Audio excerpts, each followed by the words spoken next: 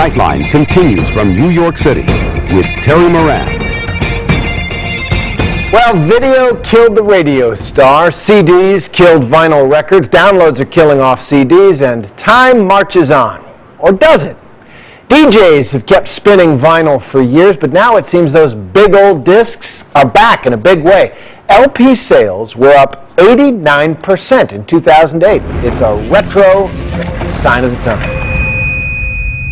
100.3 The Sound. Welcome back to Album Sides Wednesday. If California is the place where trends come from, then this radio station in Los Angeles may be going back to the future. Wednesday, we are getting out the vinyl from midnight until midnight, playing nothing but album sides. Vinyl records, LPs, big plastic discs that revolved on turntables before CDs and MP3s were invented. You have to make sure the dust is off there, you have to make sure it's ready to go in as good a condition as it can possibly be, and then drop the needle on it. And after that, it's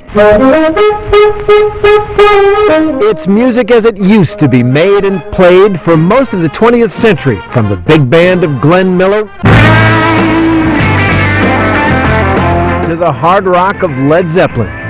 A way to listen to music that nearly disappeared, but against all odds is making a comeback. Rainbow Records claims to be the largest factory left anywhere still making vinyl records. Our newest record press is 32 years old. Haven't been able to buy parts since 1983. At its peak in the 1970s, this company produced 60,000 records a day. Now, with orders for vinyl growing again, it's back up to 22,000. 120 employees work 3 shifts 24/7.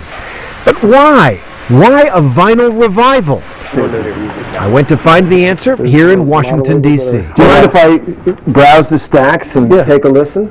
oh yeah, you can listen to anything you want. But we have it set up here in the store. You can listen to any LP. At Bill Daly's Crooked Beat Records, it was back to old school. I don't know if I remember how to do it. Let's see. First get it on there. Golden words he will pour in your ear, but his lies can't disguise what you fear. The beautiful Shirley Bassey. I love holding this. Forgotten how much I like this.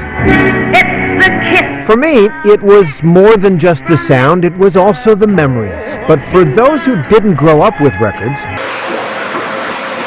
rediscovering vinyls is a whole different ball of wax. For Chris Burns, it's the hunt. CDs, there's just not that feel, there's not that passion of like, you don't dig through a dusty crate of CDs and records, there's always records to be found. Nobody ever completes their collection. And the price. Something on iTunes costs 99 cents. You can get a whole album for $1.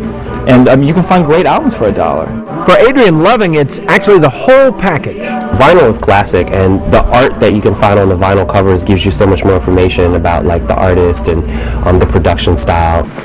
When Jason Geltz started buying LPs, he had trouble finding a turntable to play them on. Now he's got 5,000 records in his collection. I did have hundreds of CDs, and I just never listened to them. They're gone, and he doesn't own an iPod either. And what about the sound?